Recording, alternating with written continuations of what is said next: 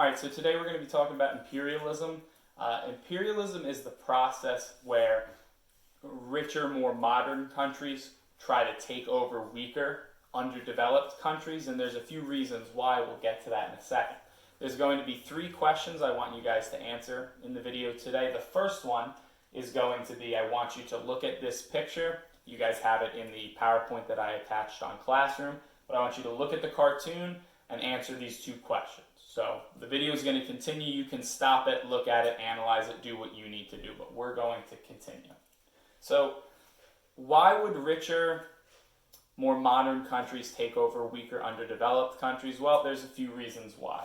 And the biggest one is because of the Industrial Revolution, rich countries need raw materials. So they need things like iron, they need coal, they need rubber, they need copper, tin. They need all of these materials to continue building factories and continue producing goods. Some countries have a lot of iron, some countries have no iron, so they have to get it from somewhere. They could buy it from a country, but that'd be expensive. So these countries are just going to go and they're going to show up at places that they can easily take over. They're going to put a new leader in charge, they're going to exploit the workers, and they're basically going to steal these raw materials. So this is when these countries start to become increasingly powerful empires. Right? This is partially fueled by nationalism. Right? Each country wants to be the best. So where is this happening? In Europe, you have all of these, what we'll call modern countries. So Belgium, Britain, France, Germany. You can include the US in there, but these countries are doing well. They need these raw materials to modernize. They need these raw materials to industrialize.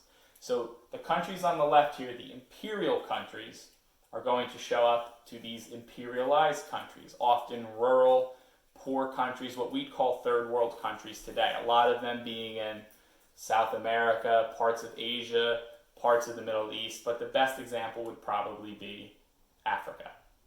All right, if you look at this map here, in green you have the imperial countries, the rich, modern, industrial countries, the United States, most of Europe. All right, in red you have the imperialized countries, the countries that were getting exploited, the countries that were suffering under imperialism. Africa, the Middle East, parts of Asia. Okay? So in Africa, which I said is the best example, Africa is made up, if you can look on the left here, of a whole bunch of different ethnic groups, different tribes, if you want to think of it like that. When the European countries came in, they basically took a blank map, marked out pieces of land, and said, that's ours now. So if you were to look at it, if you go through the history of some of these countries, you could find out who imperialized Egypt or who imperialized, Algeria or South Africa.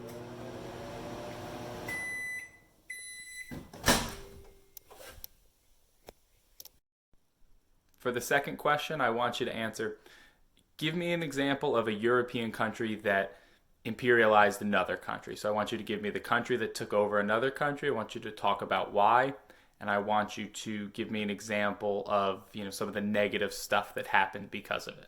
All right, there are a lot of problems that come. In a lot of cases, they strip away the culture. So if England comes into Egypt, they don't want people speaking Arabic. They would rather have them speaking English. So they're going to stop the teaching of Arabic in schools.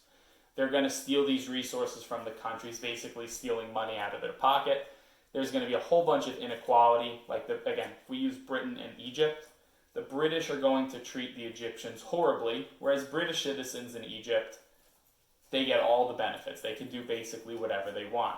There's going to be millions of deaths. If you find some of these examples, you're going to see that there's hundreds of thousands, or in some cases millions of deaths in these African countries because of European imperialism. But that was your second question. I'm hoping you found that. You could say there's some benefits.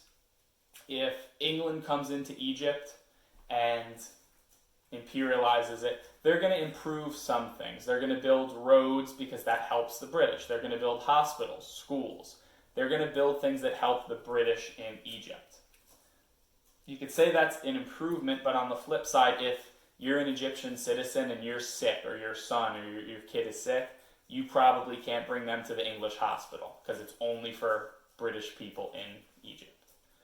All right, so we're going to skip through there. Now, the US is another example. The US is a little bit different. We're not in Europe. But it's during this time period that the US went across the globe and started building an empire. And some of these places you might know about, some of them maybe not. But we're going to start with Hawaii. It might be weird because Hawaii is a state and you think it's always been a state, but obviously it has not always been a state. It used to be its own independent kingdom, and then Americans started going there because it was valuable, and that's because you could grow crops there you could not in the US. You couldn't grow sugar in the United States. You couldn't grow bananas, pineapples. You couldn't grow fruits and stuff like that in the United States. So Americans would go to Hawaii, they'd set up plantations, and they'd just grow the crops there. Eventually, we realized it would be better if we owned Hawaii. So America threatened to invade. The Hawaiians basically said, all right, we don't want any problems. And the U.S. put a guy by the name of Sanford Dole in charge. You might not know the name Sanford Dole, but I promise you probably know a little bit about his family. And that's because Sanford Dole was, again, you're not going to recognize the picture, but Sanford Dole was from the Dole Fruit Company. So he was very influential in Hawaii, so they put him in charge because his company, the Dole Fruit Company, made so much money, owned so many plantations and so many workers that they put him in charge. And eventually, as he became in charge of Hawaii, he just gave Hawaii to the United States. And that's why it became a state in the 1950s. The biggest example of American imperialism, though, would be the Spanish-American War. So, Spanish-American War starts between Cuba and Spain. The Cubans want independence from Spain, and America decides to help out. So when the U.S. helps out Cuba, we also invade other Spanish territories. So we invade Cuba, but we also invade the Philippines and Puerto Rico and Guam. And the reason the U.S. gets involved with this war is because of something called yellow journalism. And yellow journalism is just basic news, but it focused on exaggerated stories. They would take something that happened that might be small or insignificant and just blow it way out of proportion. They would make it seem crazy. So the reason it causes the Spanish-American War is because an American ship in Cuba, the USS Maine, exploded in a Cuban harbor. And the U.S. was looking for someone to blame.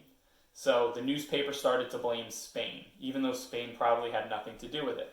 As Americans read in their newspapers each morning that Spain did this and Spain did that, American public opinion started to turn against Spain. And Americans basically decided, we should go to war with Spain, and that's what we do. So you would see articles like this. They would depict the explosion of the USS Maine. They'd blame the Spanish and try to make it look like the Spanish were betraying us. And eventually we went to war. A little bit after the Spanish-American War, the United States decided, you know what? We really could use a canal. All right, so the Atlantic Ocean and the Pacific Ocean, if you wanted to go from Atlantic to Pacific, you had to sail all the way around South America. So they decided that there's a better way to do this. We'll build a canal, and they picked the smallest, the skinniest part to build this canal across, and that was Panama. So the United States decided to invade Panama. Well, not invade Panama. They decided to build a canal in Panama. At the time, Colombia controlled Panama. So the U.S. made a deal. Panama would declare independence, and then the U.S. warships, we would send our Navy the same day to help protect them. Obviously, that's not a coincidence. When the Panamanians declared independence, the U.S. supported them, and then they let us build the canal in Panama. And we owned that canal until 1979.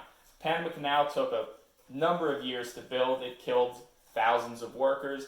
But eventually, we built a canal that crossed Central America that allowed ships to cut through from the Atlantic to the Pacific Ocean.